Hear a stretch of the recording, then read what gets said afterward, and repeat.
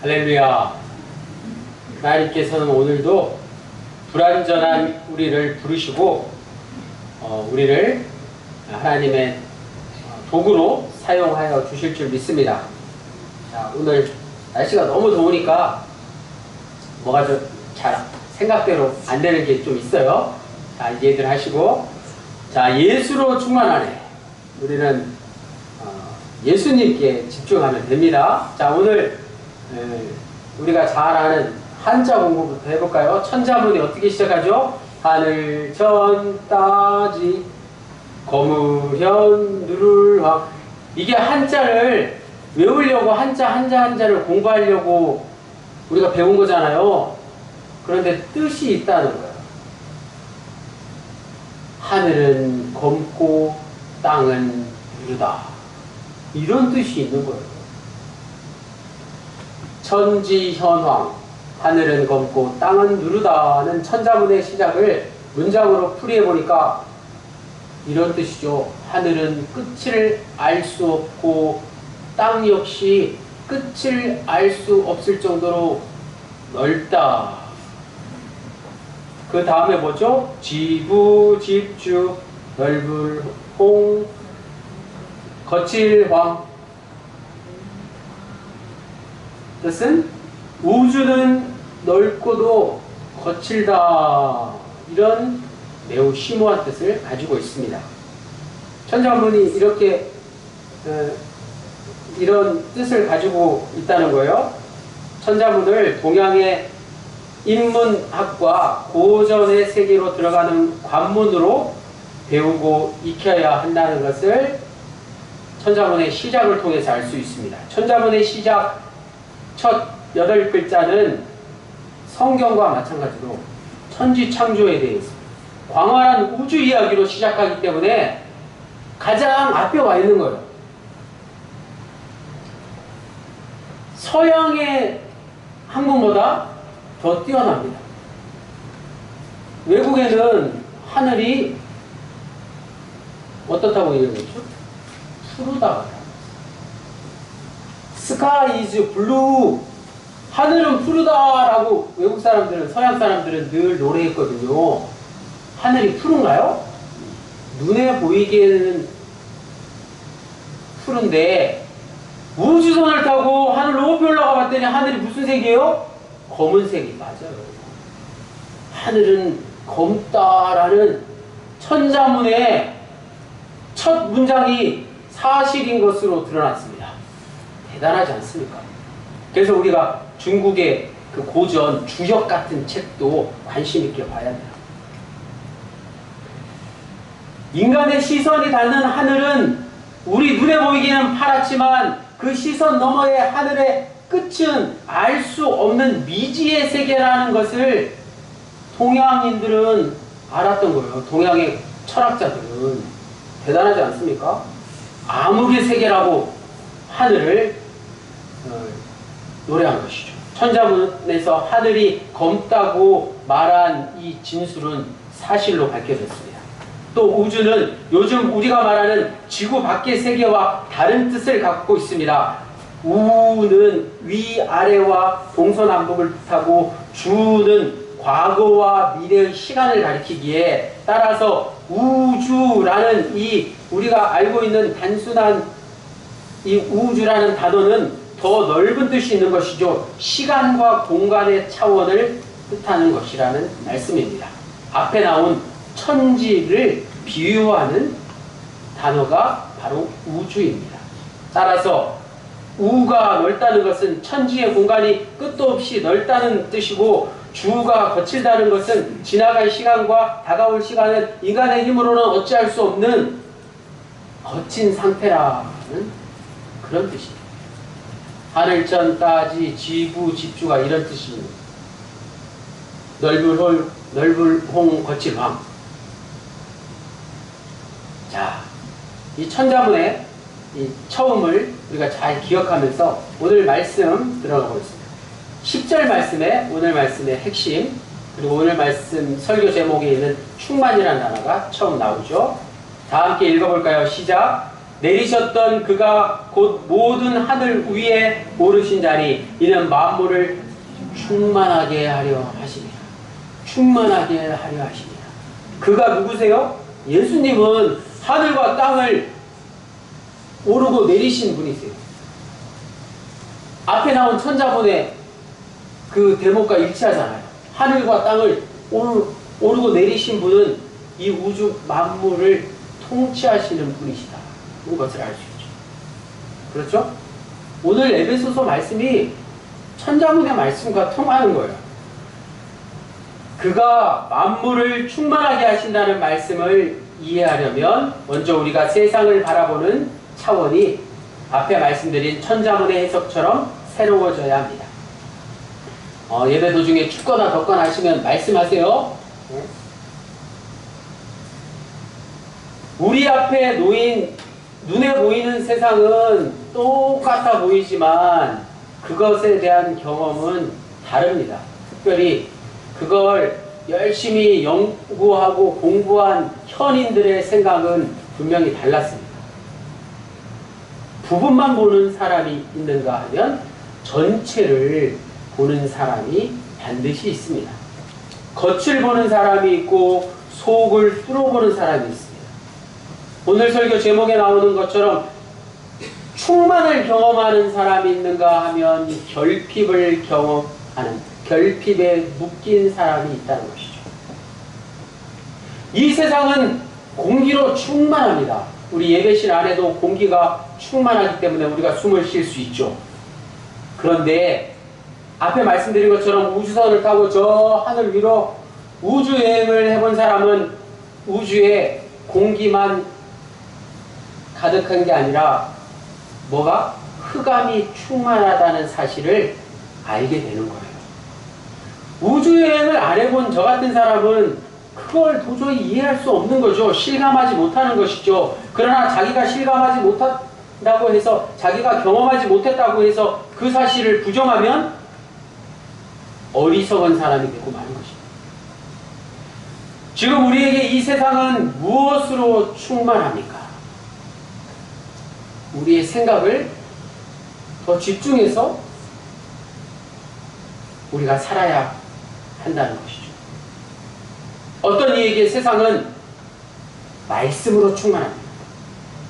하나님의 말씀과 이 성경 말씀과 사랑하는 이들의 한마디 한마디 말씀이 저를 살아있게 합니다.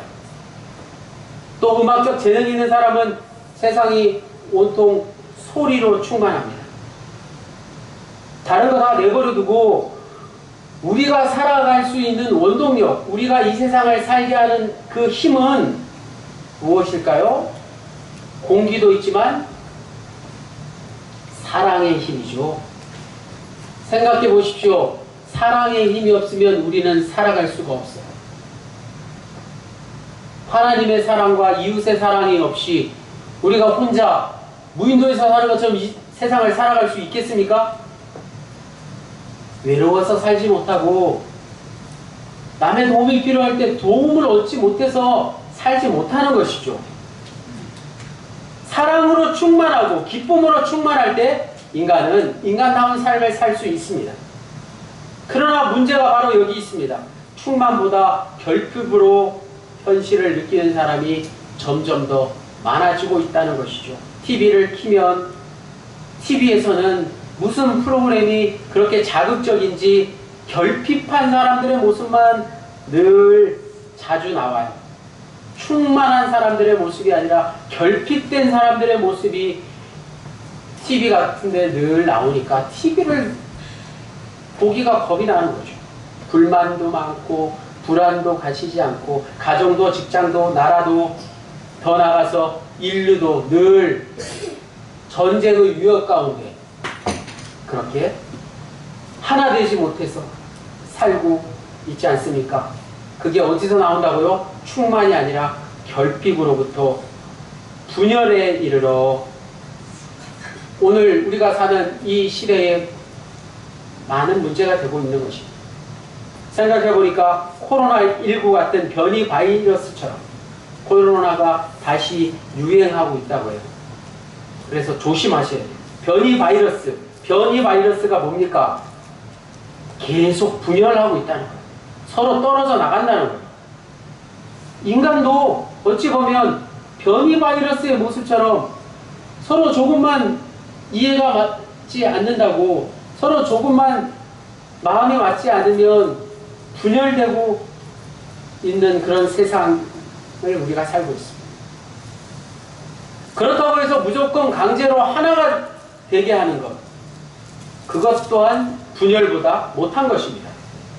우리나라는 이미 국민소득이 세계 7, 8위권 안에 들었어요. 선진국 대열에 올라섰으니까 대부분의 사람들은 기본적으로 먹고 사는 것에 크게 지장이 없습니다. 그런데도 왜 그렇게, 저 대전역 앞에 가보십시오. 우리의 도움을 필요로 하는 자들이 매주 200명씩 줄을 서서 무료 급식을 기다리고 있는 이 현실만입니다. 서울 같은 대도시에 살면서, 서울에 사시는 분한테는 죄송한 말씀입니다. 그 집을 그냥 사는 집으로 만족하지 않고 어떻게 하면 집을 다시 투자의 그런 수단으로 그렇게 집값을 높일 수 있을까? 또 자녀 교육을 어떻게 잘 시켜서 어릴 때부터 조기 교육을, 조기 유학을 시켜야 할까? 노후 설계는 또 어떻게 잘 해서 돈을 많이 모아서 죽을 때까지 걱정 없이 그렇게 살아야 할까? 이런 걱정 근심들로 우리가 살아가고 있다니 참 안타까운 일 아니겠습니까? 조금이라도 뭔가 뒤처지면 불안하고 손해보면 견디기 힘들 정도로 화가 나는 그런 사람들이 되어버리고 말았습니다. 남과 비교해서 부족하면 목숨을 걸고 싸우거나 가만히 있지 못하는 그런 사람들이 주위에 늘어나고 있습니다. 이런 현상은 어디서 비롯됐다고요? 결핍, 충만의 반대인 결핍으로부터 시작된 것이라는 말씀입니다. 하나님의 생명이 결핍되었기에 사랑도 부족하게 된 것이고, 자비도 부족하게 된 것이고, 인정도 메말라버리게 되어버렸습니다. 그런 우리에게 오늘 사도 바울은 예수 그리스도는 어떤 분이신가를 이렇게 말씀하고 있습니다. 10절에서 땅에 내려와 사셨고 이후에 다시 승천하셔서 하늘에 오르신 예수 그리스도, 그분은 만물의 충만이시다 라고 10절에서 말씀하셨어요. 더 나아가서 13절 말씀에서 에베소 교인들이 그 만물의 충만이신 그리스도의 충만에 함께 이르러야 한다, 이런 놀라운 말씀을 하고 있습니다. 우리도 만물의 충만이신 예수 그리스도처럼 충만에 이르러야 된다는 말씀이죠. 바울에게 예수 그리스도가 만물의 충만이기에, 만물의 충만이시다는 것은 구원의 완성이시다라는 뜻이 됩니다. 에베소 교인들은 우선 다른 거 다 놔두고 그리스도의 충만이라는 데까지 나아가야 된다고 말씀하고 있어요. 우리 더감명문의 군우님들이 거의 그 근처까지 오신 거예요. 충만을 양적인 것으로 볼 수 없는 것입니다. 질적인 차원에서의 충만을 알아야 합니다. 우리가 예수 그리스도의 충만에 이른다는 말씀의 뜻은 예수 그리스도를 통해서 생명이 충만해져야 한다는 뜻입니다. 그 반대를 생각해 보면 잘 알 수 있죠. 생명 충만을 방해하는 것은 바로 죄와 죽음이라는 것이죠. 그래서 우리는 예수 그리스도의 충만에 이르게 된다, 생명이 충만하게 된다, 즉 죄에서 자유함을 얻고 죽음도 두려워하지 않는 자들이 되어야 된다는 것이죠. 그러나 여전히 이런 무더위 가운데 현실적으로 죄와 죽음은 자기 성취에 대한 열망과 자기 소멸에 대한 불안으로 나타날 수밖에 없습니다. 우리 기독교인들은 십자가와 부활 그리고 승천의 예수 그리스도를 통해서 이미 죄와 죽음에서 해방된 사람들임에도 불구하고 생명을 얻은 이들임에도 불구하고 진정한 구원을 얻은 사람들임에도 불구하고 이렇게 날씨가 더운데 참을 수가 있나요? 정말 참기가 힘든 거예요. 그리스도의 충만에 이르기보다 세상에서 어떻게 하면 좀 더 편하게 잘 살 수 있을까 하는 욕망이 우리를 지배할 때가 많습니다. 이를 해결할 수 있는 방법은 단 한 가지밖에 없습니다. 영찬이 영인이와 같은 신앙에서 우리 원로 단장님, 원로 부교님들의 신앙으로 성장하는 것밖에는 다른 비결은 없습니다. 어린 아이에서 원숭미가 넘치는 이의 마음으로 신앙으로 천천히 꾸준히 묵묵하게 자라야 하는 것 외에는 별다른 도리가 없는 것입니다. 하루아침에 될 수 없는 것입니다. 이를 가리켜서 우리는 바로 장성한 분량에, 그리스도의 장성한 분량에 이르는 것이라고 오늘 13절에 말씀하고 있습니다. 자, 다 같이 다 함께 앞에 화면을 보시고 13절 말씀을 읽겠습니다. 시작. 우리가 다 하나님의 아들을 믿는 것과 아는 일에 하나가 되어 온전한 사람을 이루어 그리스도의 장성한 분량이 충만한 데까지 이르리니, 이르게 될 줄로 믿습니다. 그리스도의 장성한 분량이 충만한 데까지 이르게 되어야 할 것입니다. 우리 더감령문이 성숙한 공동체가 될 줄로 믿습니다. 성숙한 공동체가 힘든 건 우리 모두 잘 알고 있잖아요. 할아버지 할머니가 하루는 한마디도 안 하고 의자에 앉아서 가만히 계신 거예요. 그래서 할머니 왜 그렇게 한마디도 안 하시고 가만히 계세요? 싸우셨어요? 이러니까 영감이 팔짱을 껴달라고 한대요. 그래서 할아버지 팔짱 끼세요 이랬더니 영감님이 이렇게 팔짱을 끼시대요. 그리고 왜 그렇게 말씀도 안 하시고 가만히 계세요? 그랬더니 말하면 싸우기밖에 더해? 이러시대요.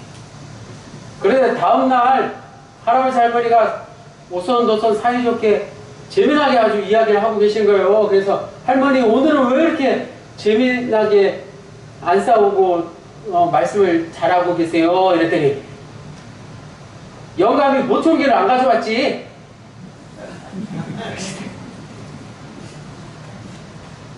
자, 우리는 모청기가 없다고 안 싸우고 뭐 그런 게 아니잖아요. 16절 말씀. 그에게서 온몸이 각 마디를 통하여 도움을 받음으로 연결되고 결합되어 각 지체의 분량대로 역사하여 그 몸을 자라게 하며 무엇 안에서? 사랑 안에서 스스로 세우느니라. 아멘. 사랑이 있으면 서로 존귀한 자로 여기게 되는 것입니다. 서로를 배려하고 서로를 나보다 더 낮게 여기게 되는 것입니다. 이게 바로 그리스도의 장성한 분량에 이르는 것입니다. 그리스도의 장성한 분량이 충만해지는 것입니다. 16절에 잘 보면 세 가지 비결이 있습니다. 첫 번째는 가장 중요한 것은 예수님이 몸의 성장의 원천이시다는 거예요. 우리 몸에 가장 중요한 게 어디죠? 머리잖아요. 예수님이 바로 우리의 머리가 되신다는 뜻입니다. 우리의 몸이 머리에 연결되어 있지 않고 어디 다른 데 연결되어 있다고 생각해 보세요. 뭐 엉망진창이 되겠죠. 마찬가지 우리 더감정문이 머리가 되시는 예수님에게 연결되어 있지 않고 다림상안에게 연결되어 있으면 그건 잘못된 거예요. 예수님에게 연결되어 있어야지 사람에게, 다림상안도 사람이잖아요. 사람에게 연결되어 있으면 다림상안이 좋아하는 것만 하게 돼요. 우리의 머리가 되시는 예수님에게 우리 모두가 한 사람 한 사람 각자 다 연결되어 있다는 사실을 아시고 늘 예수님과 연결되어 있다는 사실을 기억하시기 바랍니다. 두 번째는 각 마디를 통해서 연결되어 있는 각 지체가 그 맡은 분량대로 소임을 다 하는 것입니다. 그래서 단장님, 부교님 앞에 그 맡은 직분에 대한 그 호칭이 있잖아요. 가정단장님, 가정단 서기님, 가정단 재무님, 장년 재무님, 봉사 부교님, 신방 부교님, 성미 부교님,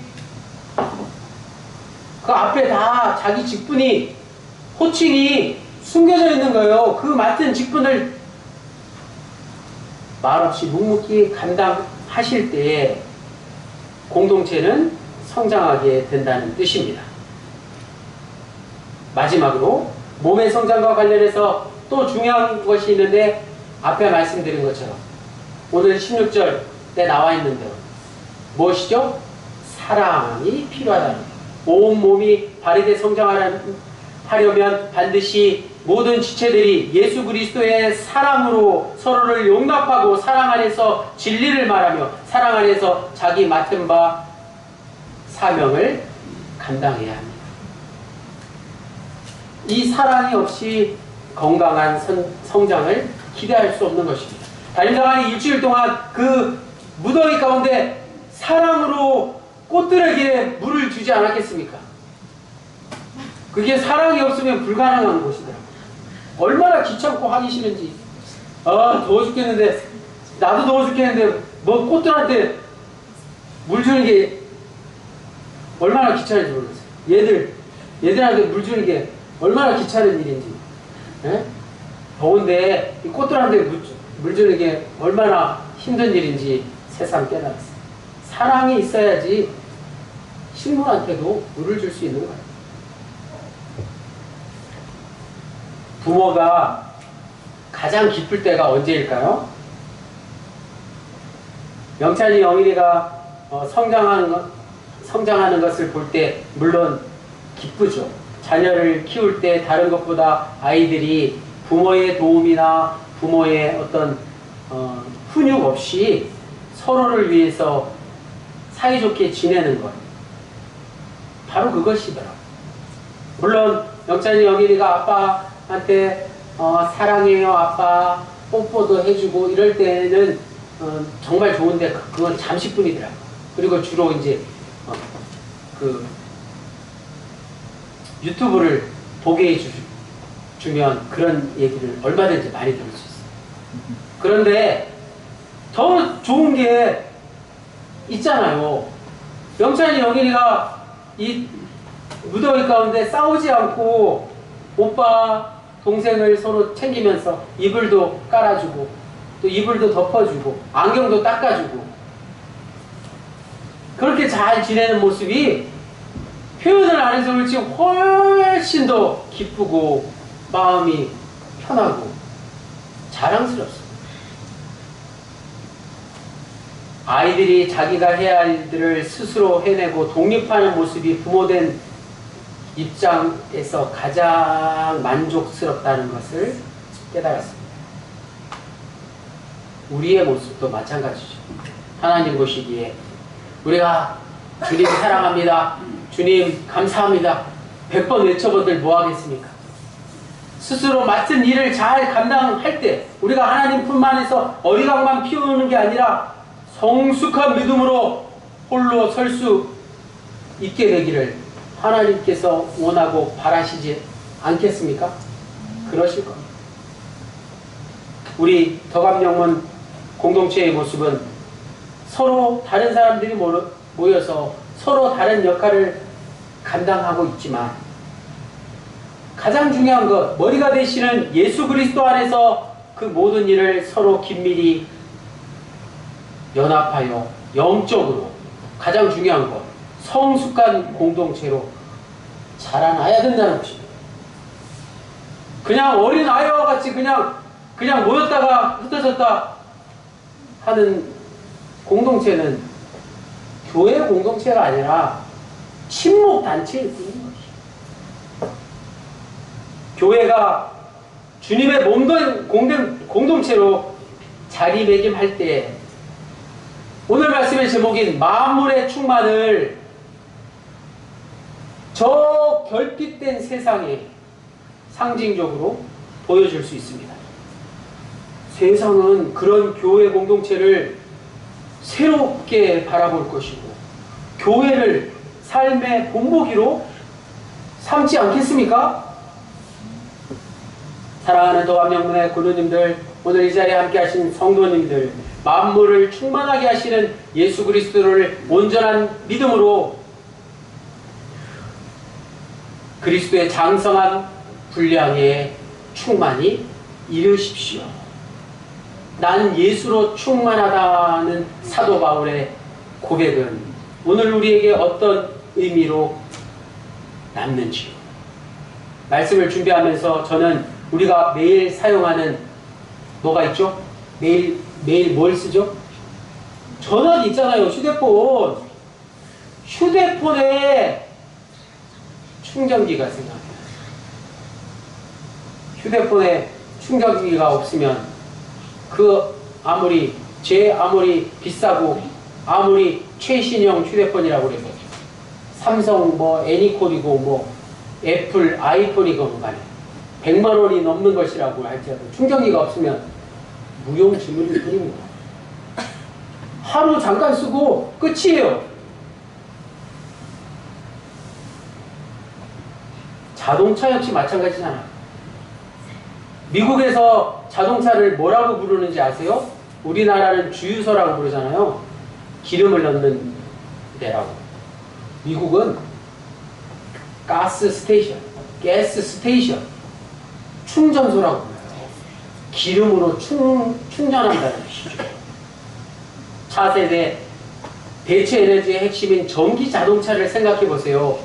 충전소가 없으면 그 비싼 전기 자동차도 아무것도 아닙니다. 그런 의미에서 우리 덕암영문이 이 자리에 함께 하신 모두에게 무슨 충전소? 성령 충전소가 되었으면 좋겠습니다.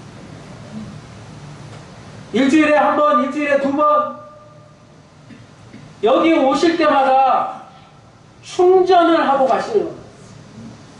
성령을 충만하게 충전하고 가시는 거예요. 그래서 무더위와 싸우며 저 세상살이 가운데 다 방전된 후에 또 다시 나올 수밖에 없고 기대되고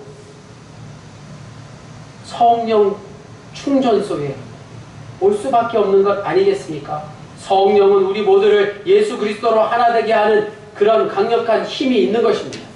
성령의 강력한 힘, 그것을 충전하는 곳이 바로 이곳입니다. 덕암영문 구석구석에 각종 꽃들이 아름답게 숨겨져 있습니다. 덕암영문의 화단에 정말 다양한 꽃들이 가득합니다. 각양각색의 꽃들이 그 자체만으로도 더위에 지친 우리 모두에게 강렬한 에너지를 전해줍니다. 담임사가는 화단의 꽃들 뿐만이 아니라 여기 계신 한 사람 한 사람의 꽃을 보며 충전합니다. 성령 충만해집니다. 덕암영문은 세상살이로 방전된 성령을 다시 재충전해주는 성령 충전소입니다. 덕암영문에서 성령의 힘으로 하나 되어 예수 그리스도로 충만한 남은 생을 살아가시기를 주님의 이름으로 간절히